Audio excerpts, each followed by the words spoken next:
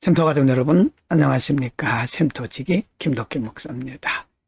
오늘은 다니엘서 6장 1절부터 15절까지고요.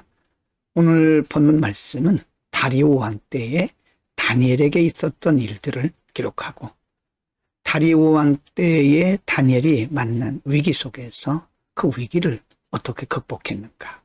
다시 말하면 하나님은 위기에 처한 다니엘을 어떻게 도우시고 또 그를 통해서 하나님의 하나님 되심이 드러났는가를 기록을 하고 있습니다. 6장 1절부터 4절입니다. 1절. 다리오가 자기의 뜻대로 고관 120명을 세워 전국을 통치하게 하고 2절. 또 그들 위에 총리 셋을 두었으니 다니엘이 그 중에 하나이라. 이는 고관들로 총리에게 자기의 직무를 보고하게 하여 왕에게 손해가 없게 하려 함이었더라. 3절. 다니엘은 마음이 민첩하여 총리들과 고관들 위에 뛰어나므로 왕이 그를 세워 전국을 다스리게 하고자 한지라. 4절입니다. 이에 총리들과 고관들이 국사에 대하여 다니엘을 고발할 근거를 찾고자 하였으나 아무 근거, 아무 허물도 찾지 못하였으니 이는 그가 충성되어 아무 그릇됨도 없고 아무 허물도 없음이었더라. 다리오가 왕이 되면서 그는 다니엘의 총명과 지혜를 인정했던 것 같습니다. 그래서 많은 사람들 중에 그를 수장으로 삼았고 다니엘은 마음이 민첩해서 많은 사람들 앞에서 흠이 없을 만큼, 그러나 다른 관리들에 의해서 지금 고발을 당하게 되는 거죠. 아직 고발당하진 않았지만 본문에서 보면 그를 고발하기 위해서 틈을 엿보고 있는 모습을 볼 수가 있죠. 6장 5절부터 9절입니다. 5절. 그들이 이르되 이 다니엘은 그 하나님의 율법에서 근거를 찾지 못하면 그를 고발할 수 없으리라 하고 6절. 이에 총리들과 고관들이 모여 왕에게 나아가서 그에게 말하되 다리오 왕이여 만수무강하옵소서. 7절입니다.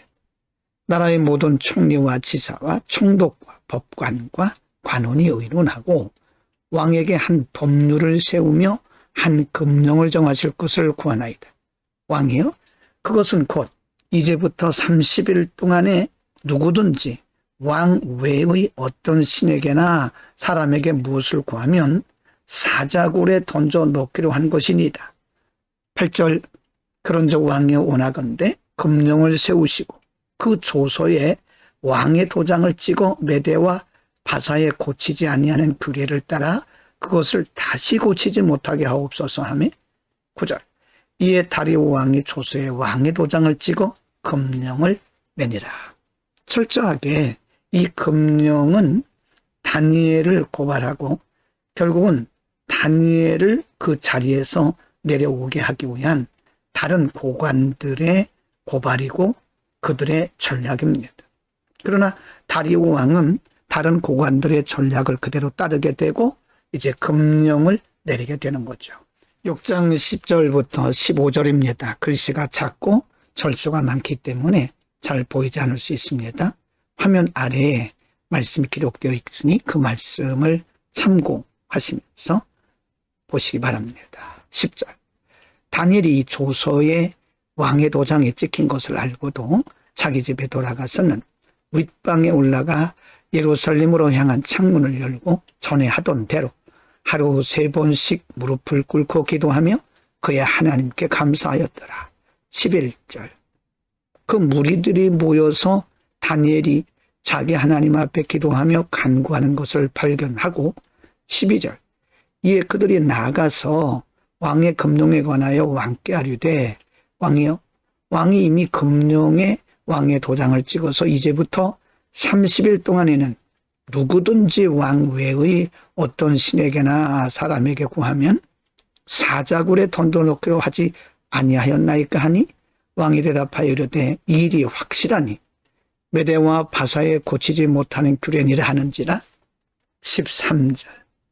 그들이 왕 앞에서 말하여 이르되 왕이여 사로잡혀 온 유다 자손 중에 다니엘이 왕과 왕의 도장에 찍힌 금령을 존중하지 아니하고 하루 3번씩 기도하나이다 하니 15절. 왕이 이 말을 듣고 그로 말미암아 심히 근심하여 다니엘을 구원하려고 마음을 쓰며 그를 건져내려고 힘을 다하다가 해가 질 때 이르렀더라. 15절입니다. 그 무리들이 또 모여 왕에게로 나와서 왕께 말하되 왕이여 메대와 바사의 규례를 아시거니와 왕께서 세우신 금령과 법도는 고치지 못할 것이니이다 라고 한 번 더 왕에게 확인하는 모습인데요.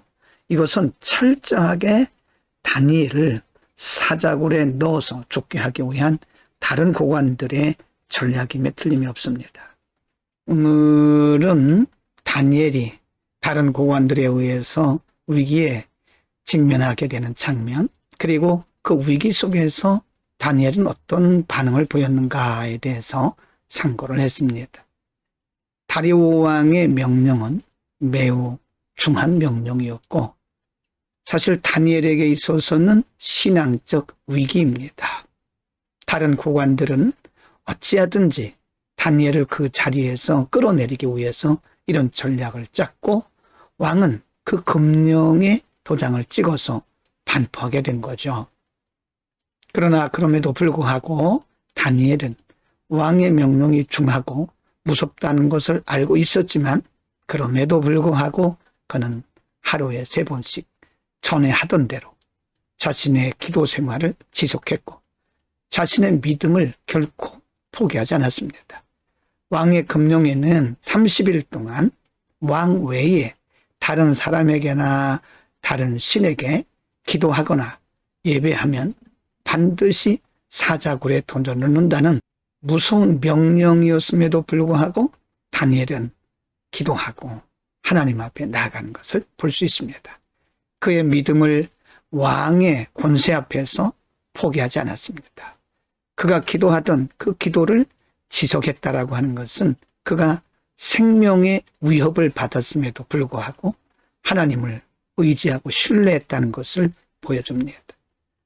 하나님 오늘 우리들에게 이런 믿음을 요구하고 계시는 겁니다.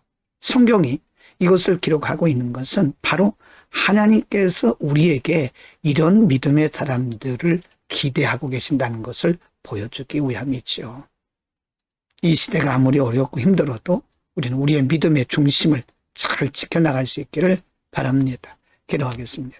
걸어가신 우리 아버지, 오늘 다니엘을 통해서 왕의 중대한 명령이 있어서 그에게 위기가 닥쳤음에도 불구하고 끝까지 믿음의 중심을 지켰던 다니엘을 통해서 이 어려운 시대에 우리가 어떻게 믿음의 중심을 지켜야 되는지 가르쳐 주셨습니다.